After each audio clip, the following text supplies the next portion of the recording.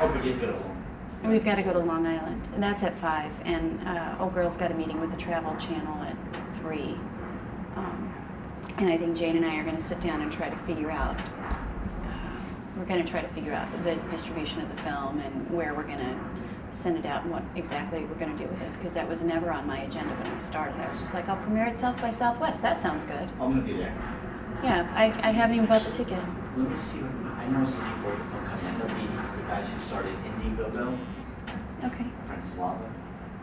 Oh, I don't know who this is. I think it's Juliette. Hello? Hello? Hello, Juliette. How are you? Do you think that something like a presidency and a bad economy are enough to prompt Americans, at the very least, and hopefully the world, to actually start taking action and realize that it's not just because, oh, Barack is special and he's got this great team behind him, but that potentially anybody with basic knowledge of social tools, with an overarching idea that people can invest in and believe in, could become that next person to lead the way to great change. I think that the American people are they're in the middle. I think the world is in the middle of this shift in the way we think. You know, the nice thing about social media is that it causes a lot of people to do a lot of navel gazing. You know, they look inward a lot more, which is something I think that for a while was really lacking in our society. We were looking outside of ourselves to find something. And although Barack is this great guy, he has this great candidate, the great people behind him, and he took all of the necessary steps to get there. Not anyone in the world can, not anyone in the United States can be president. There's still a lot of barriers. Mm-hmm.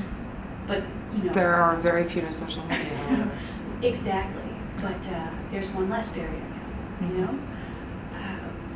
But I think it's just changed the way we're doing things. There's this huge shift coming in how we interact with the world, and the way that we think about the people around us and how we interact with them.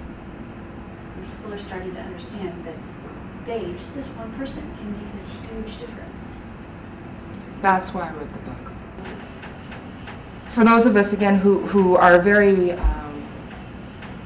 conscious of these possibilities, it's always surprising when you meet people that are using the technology on Facebook, for example, or LinkedIn, and they're putting up their profile and they're swapping photos with their friends, and they're throwing snowballs at each other, and don't necessarily realize the power that technology has to do so much more.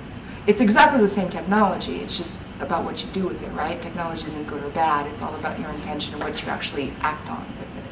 So I think that the Obama campaign has been a major wake-up call to millions of people all over the world, but especially to me in my own little world, because I realized that one of the reasons why I started the gathering is because I stopped having faith in politics. The way that I was looking at it was that you've got a person that's running for office, and they might have the best intentions in the world as they're running, but once they get to power, they do say that power corrupts. And so the policies and all of the actions from there on are based on the lobby groups that might have invested in their campaigns, and they feel obliged, and all of this pressure to be able to maintain this status quo of, well, you scratch my back, it's my turn to scratch yours, no matter what promises they might have made to a greater public. And so I thought, well, if I get young people that really do believe in something greater, and something that they want to accomplish in their lifetime that has nothing to do with politics or making money, but rather just enabling people and empowering people in their communities, then as these people who are also entrepreneurs start to become the leaders of those industries and eventually the lobbyists, then no matter who's in power, we're going to be able to shift things based on what we really believe in. And then came Obama. And it wasn't even so much about Obama, it was about all of the Obama stickers that I saw on Facebook. All these people that I knew that really weren't politicized, that really didn't think that they could make a difference, were quite happy to kind of follow the trends that their friends were saying, like, oh, you like Obama? Well, sure, I like Obama too, and oh, maybe I'll pay a little bit more attention because all of these other people that I really care about and respect are paying attention to Obama. And my big question was, is this going to translate at the polls? Are these people actually going to come out, stand up for what they believe in, and vote? And obviously the answer is yes. With the follow-up that we're seeing now in the transition, I'm even more positive because I think that a lot of the people that volunteered, a lot of the youth that volunteered to self-organize using social media, social networking,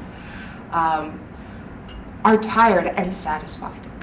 I was in New York the night of the election, and I remember taking a cab, and the cab driver was listening to the speech on the radio, and the windows were open, and it was blasting, and people were celebrating everywhere, and the cab driver wouldn't let me pay.